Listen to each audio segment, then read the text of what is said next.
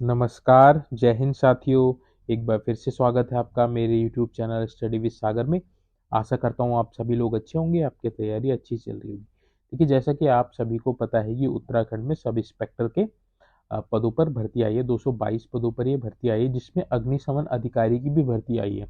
अग्निशमन अधिकारी के टोटल 25 पद हैं इसमें, जिसके लिए जो ग्रेजुएशन आपकी होनी चाहिए, किसमें, साइंस में ग्रेजुएशन, यानी कि आपके अगर आपके पास बीएससी है, बीएससी आपका किसी भी सब्जेक्ट में हो, या चाहे आपके पास पीसीबी हो या फिर पीसीएम हो, पीसीबी वाले भी इसमें भर सकते हैं और पीसीएम वाले भी इसमें अप्लाई कर सकते हैं। तो बच्चों को मेरे को क्वेश्चंस आ रहे थे, कमेंट्स आ रहे थे कि सर आप अग्निशमन द्वितीय अधिकारी की जॉब प्रोफाइल के बारे में भी बताइए, उनके प्रमोशन के चांसेस क्या रहते हैं, सिलेबस क्या है, एग्जाम पैटर्न क्या है और बुक्स कौन कौन सी इंपॉर्टेंट रहने वाली है अग्निशमन द्वितीय अधिकारी के लिए। तो इस वीडियो में हम डिटेल में बात करेंगे। सबसे पहले हम बात करेंगे जॉब प्रोफाइल क्या रहता है अग्निशमन द्वितीय अधिकारी का कार्य क्या होता है। अगर आप फॉर्म भर रहे हैं तो आपको पता होना चाहिए कि उनका जॉब प्रोफाइल क्या है। नेक्स्ट, उसके बाद हम बात करेंगे सिलेबस क्या है, उसके बाद एग्जाम पैटर्न क्या रहने वाला है, इंपॉर्टेंस बुक्स कौन कौन सी रहेंगी जिसको पढ़ के आप अग्निशमन द्वितीय अधिकारी का एग्जाम क्रैक कर सकते हैं, ट्रेनिंग कितने दिन की होती है, प्रमोशन कैसे कैसे होता है, कब कब होता है और सैलरी कितनी मिलती है। तो ये जितनी भी सारी बुलेट पॉइंट्स मैंने आपको यहाँ पे बताए हैं, इन्हीं सभी को हम इस वीडियो में डिस्कस करने वाले हैं। तो जो वीडियो है बहुत इंटरेस्टिंग रहने वाली है, आपके लिए बहुत इंफॉर्मेटिव रहने वाली है। तो जो बच्चे अभी नए हैं चैनल में, जिन्होंने अभी चैनल सब्सक्राइब नहीं किया है, तो प्लीज़ चैनल को सब्सक्राइब कर लीजिए ताकि आपको इंपॉर्टेंट अपडेट रेगुलरली मिल सके। तो चलिए बिना देरी किए स्टार्ट करते हैं। तो देखिए, सबसे पहले हम अग्निशमन अधिकारी का जो जॉब प्रोफाइल है उसके बारे में हम बात कर लेते हैं।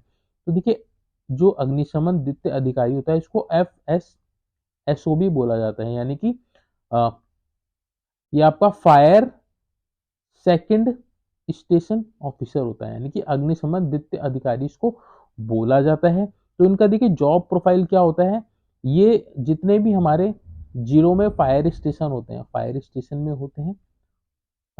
होते हैं, वहाँ इनकी पोस्टिंग होती है, ये इनका एक सर्कल बटा हुआ रहता है। उस सर्कल में जितने भी फायर से रिलेटेड जितने भी इश्यूज होते हैं, कहीं अगर आग लग गई है तब वहां पे जाना है आपने, उनको बुझाना है। कहीं आपदा आ गई तो आपदा से निपटने के लिए वहां जाना है, तैयार रहना है। और कोई भी लॉ एंड ऑर्डर से रिलेटेड कोई भी इशू आता है, इशू आता है, तब भी आपकी ड्यूटी वहां लगती है। तो अग्निशमन अधिकारी के कार्य केवल केवल फायर को कंट्रोल करना ही नहीं होता है। फायर कंट्रोल तो है ही, फायर कंट्रोल अगर कहीं फायर लग गई तो उसको तो कंट्रोल आपने करना ही है। उसके लिए आपको जितने भी आपके पास इक्विपमेंट है सब लेके वहां पे पहुंचना होता है। आपने देखी होगी फायर की गाड़ी, जिसमें पानी रहता है और कई तरह के इक्विपमेंट्स उसमें रहते हैं। तो फायर कंट्रोल करना भी होता है। कहीं अगर आपका पेड़ कट के रोड पे आ गया, जिससे रोड ब्लॉक हो गई, तो भी आपने वहां पे जाना है, उसको क्लियर करना है। और देखिए, फायर से रिलेटेड जितने भी फायर से रिलेटेड जितने भी दिशा निर्देश होते हैं उनको, जितने भी अ, हमारे शहर में जितने भी स्कूल होते हैं, कॉलेजेस होते हैं और आपके हॉस्पिटल्स होते हैं, तो वहां सुनिश्चित करना कि फायर से रिलेटेड जितने भी सावधानियां होती हैं, वह बरत रहे हैं नहीं, तो इनकी चेकिंग भी करना होता है फायर द्वितीय अग्निशमन अधिकारी का कार्य। तो ये कार्य भी आपके होते हैं। साथ में देखिए, जितने भी कॉलेजेस होते हैं, स्कूल होते हैं, तो वहां पे अवेयरनेस प्रोग्राम भी चलाए जाते हैं। जैसे अगर कहीं आग लग गई तो कैसे उसको बुझाना है, कैसे उसको कंट्रोल करना है, इसके संबंध में जानकारी देना भी इनका कार्य होता है। तो ये सारे जॉब प्रोफाइल जो है अग्निशमन द्वितीय अधिकारी की रहती है। देखिए, 8 घंटे की ये जॉब रहती है आपकी, 8 घंटे की जॉब रहती है और ज्यादा कुछ नहीं करना पड़ता है। जब सीजन चलता है, जिसमें जिस सीजन में आग वगैरह ज्यादा लगती है, तो उस समय वर्कलोड थोड़ा सा ज्यादा रहता है, अदरवाइज आपका वर्कलोड उतना ज़्यादा नहीं रहता है, तो ज़्यादा कोई दिक्कत नहीं है। तो जो बच्चे आगे तैयारी करना चाहते हैं अग्निशमन दीप्ति अधिकारी के बाद भी अगर अपनी तैयारी करना चाहते हैं तो आप अग्निशमन दीप्ति अधिकारी की पोस्ट को प्रीफर कीजिएगा क्योंकि ये इसमें वर्कलोड आपका कम है, सैलरी आपकी पूरी ही उतनी ही मिलती है जितनी अन्य सब इंस्पेक्टर, सिविल, LIU और PAC को मिलती है। तो उनके इक्विवेलेंट ही आपकी पोस्ट है, सेम सैलरी मिलती है, सेम भत्ते मिलते हैं, बस ये कि वर्कलोड यहाँ पे आपको कम मिलेगा। तो आप अगर आगे की तैयारी करना चाहते हैं तो अग्निशमन दीप्ति अधिकारी आपके लिए बेटर ऑप्शन रहेगा। तो ये था जॉब प्रोफाइल। चलिए हम आगे बढ़ते हैं, आगे एग्जाम पैटर्न के बारे में हम बात कर लेते हैं। तो देखिए जो आपका जो SI सिविल हो गया, आपका PAC हो गया और LIU हो गया, तो उनका एग्जाम पैटर्न अलग है। उनके 150 नंबर के आपके 2 पेपर होने वाले हैं। बट यहाँ क्या है, आपका आपका 100 नंबर का एक पेपर होगा जिसके 3 पार्ट्स होंगे। जिसके कितने होंगे? 3 पार्ट्स होंगे। अब देखिए जिसके पास PCB है यानी कि फिजिक्स केमिस्ट्री बायोलॉजी है, तो वो उसके पास फिजिक्स केमिस्ट्री तो रहेगा, बायोलॉजी थर्ड उसका सब्जेक्ट रहेगा। अगर जिसके बाद PCM रहेगा तो ये फिजिक्स केमिस्ट्री तो दोनों में कॉमन है, वो मैथ चूज कर सकता है। तो जिसका पास जो PCM वाला है वो अपना मैथ का सब्जेक्ट चूज कर सकता है, जिसके बाद बायोलॉजी है वो अपना बायोलॉजी का सब्जेक्ट चूज कर सकता है। तो देखिए distribution of marks and number देख लेते हैं हम लोग। देखिए 35 जो आपका फिजिक्स आएगा, फिजिक्स आपके 35 क्वेश्चन आएंगे, 35 मार्क्स का ही रहने वाला है। केमिस्ट्री के भी 35 क्वेश्चन आएंगे, 35 मार्क्स का ही रहने वाला है। वहीं देखिए जीव विज्ञान और गणित में ऑप्शन है, तो आप दोनों में से कोई सा भी एक चूज कर सकते हैं। ये 30 क्वेश्चन इसके आएंगे और 30 नंबर का ही रहने वाला है। 2 घंटे का आपका पेपर रहेगा और 100 नंबर का आपका टोटल इसमें पेपर रहने वाला। तो 100 में से आपकी मेरिट बनेगी, तो ये मान के चलिए कि 85 प्लस अगर आप नंबर लाएंगे तभी आप सेफ जोन में, तभी आपके चांसेस होंगे। 85 से नीचे कट ऑफ नहीं जाएगी, क्योंकि आपका जो पोस्ट केवल 25 है, तो आपकी कट ऑफ ज़्यादा ही रहेगी। तो ये आपका एग्जाम का पैटर्न है। उसके बाद हम सिलेबस की बात कर लें तो देखिए भौतिक की बात करें तो 35 नंबर का आपका ये पेपर है। अब इसमें टॉपिक्स देखिए जो आपने BSc में पढ़े होंगे, इवन आपने 12th में पढ़े होंगे, 11th में पढ़ेंगे, वही टॉपिक है। तो ज़्यादा टफ टॉपिक नहीं है और जो सिलेबस है भौतिक विज्ञान का ज़्यादा बड़ा भी नहीं है। कुछ ही इसमें टॉपिक्स हैं उसको आपने पढ़ना है, जैसे मात्रक एवं मापन है, गति के नियम जितने भी होते हैं, गुरुत्वाकर्षण से संबंधित कार्य, ऊर्जा, शक्ति संघटक, तो ये सारे प्रकाशिक एवं प्रकाशिक यंत्र, प्रकाश का व्यतिकरण, विवर्तन, ध्रुवीकरण, ये सब आपने ऑलरेडी पढ़ रखा है। अगर आपने BSc किया है तो आपके लिए ज़्यादा टफ ये होने वाला है। प्राकृतिक घटनाएं जो होती हैं, दोलन, ठोस के यांत्रिक, पराश्रव्य ध्वनियों का उपयोग, गति, ध्वनि का परावर्तन, गैसों के अणुगति सिद्धांत, ऊष्मा गतिकी के प्रथम नियम, द्वितीय तृतीय नियम, गैस के अभिगमन घटनाएं। तो ये आपका सिलेबस है, आप इसको देख लीजिएगा। नाभिक, द्रव्य ऊर्जा, ये सारा आपका फिजिक्स का सिलेबस है। ज़्यादा टफ इसमें है नहीं। बुक्स में आपको बता दूंगा कि बुक्स आपको कौन सी पढ़नी है। वहीं आपका रसायन विज्ञान का देखिए 35 अंक का आपका ये पेपर होगा। इसका भी आपका सिलेबस यहाँ पे दे रखा है, आप इसको देख लीजिए। परमाणु संरचना से संबंधित क्वेश्चन पूछे जाएंगे। रदरफोर्ड बोर्स मॉडल, परमाणु का परमाणु क्रमांक निकालना, परमाणु भार, न्यूट्रॉन की खोज, समस्थानिक संभारिक क्या होते हैं, कोषों में इलेक्ट्रॉनिक का वितरण कैसे होता है। तो ये सारे टॉपिक्स हैं। रासायनिक आबंधन, रासायनिक बंधन के प्रकार, उनके गुणधर्म, उदाहरण, तत्वों का वर्गीकरण, S एवं P ब्लॉक के तत्व, उप संयोजी यौगिक, रासायनिक बलगतिकी के नियम, उसके बाद विलियन, इलेक्ट्रोकेमिस्ट्री, हाइड्रोकार्ब्स और बहुलक, ये आपका आपका उसके बाद दैनिक जीवन में रसायन, जैविक अणु, पर्यावरण से भी पूछा जाएगा, रासायनिक साम्य अवस्था। तो ये आपका रसायन विज्ञान का सिलेबस है। उसके बाद देखिए जो जीव विज्ञान, जो बायो वाले होंगे उनके लिए जीव विज्ञान का सिलेबस ये दे रहेगा। 30 नंबर का आपका ये पेपर होगा।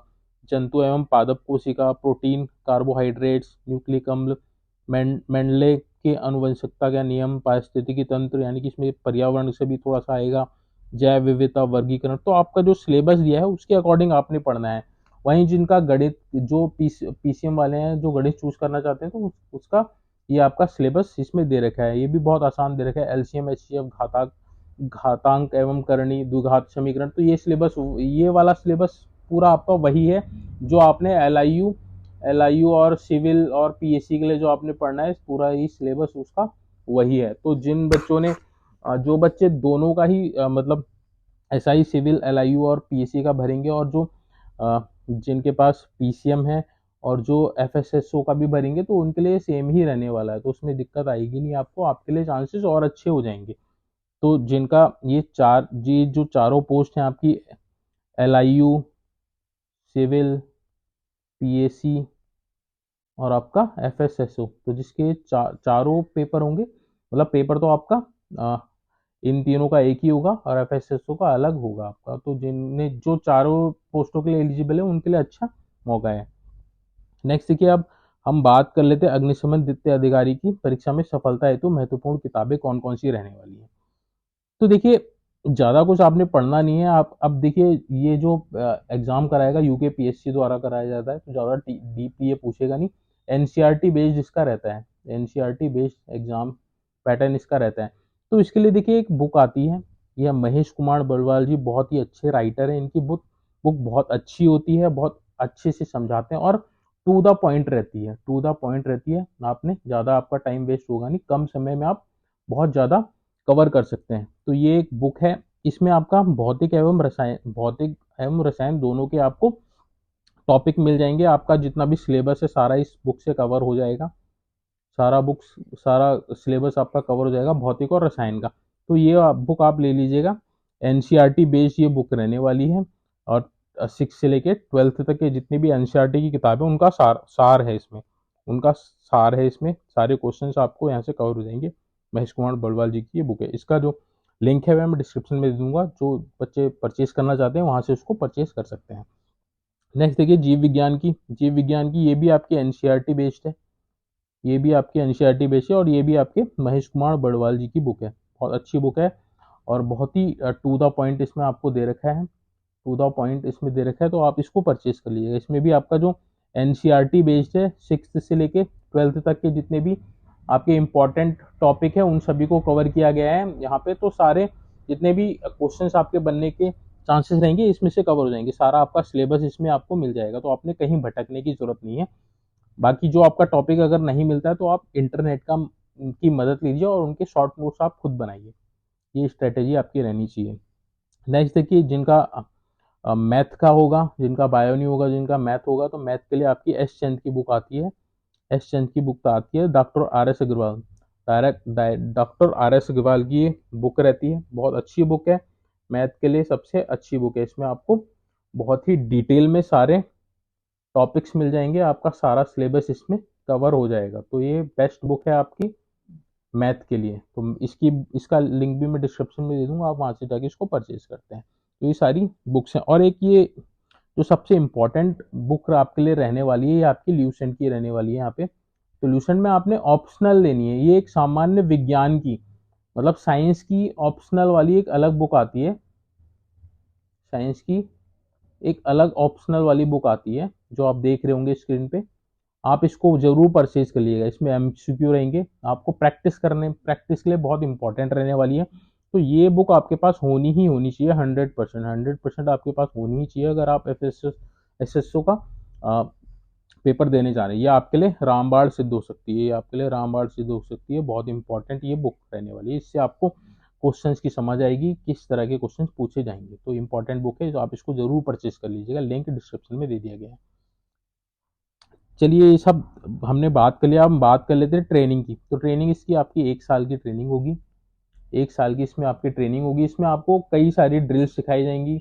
ड्रिल जैसे आपको जो फायर अगर कहीं लगती है तो उसको बुझाने के लिए जो गाड़ी रहती है उस गाड़ी को ऑपरेट करना आपको सिखाया जाएगा, और कैसे कैसे किस तरह की आग होती हैं और किस तरह से उनको बुझाया जाएगा, ये सारा आपका होगा। उसके बाद आपकी फील्ड ट्रेनिंग होगी, इसमें आपको आपको टेक्निकल ट्रेनिंग इसमें आपकी कराई जाएगी, टेक्निकल ट्रेनिंग होगी।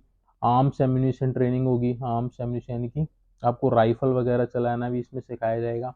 जंगल ट्रेनिंग होगी इसमें आपकी। तो 1 साल का आपका ये पूरा कोर्स रहने वाला है, 1 साल की आपकी ट्रेनिंग होगी, फिजिकल और मेंटल टफनेस आपको कराया जाएगा इसमें। तो ये आपकी ट्रेनिंग रहने वाली है, 1 साल की ट्रेनिंग होगी ये।